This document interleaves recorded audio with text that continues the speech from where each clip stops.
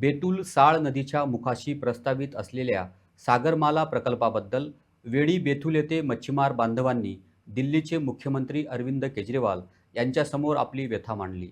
यावर प्रतिक्रिया देताना वेळीचे आमदार क्रूज सिल्वा यांनी आपणही या प्रकल्पाला विरोध करत असून लोकांच्या पाठीशी उभे राहण्याचे त्यांनी आश्वासन दिले।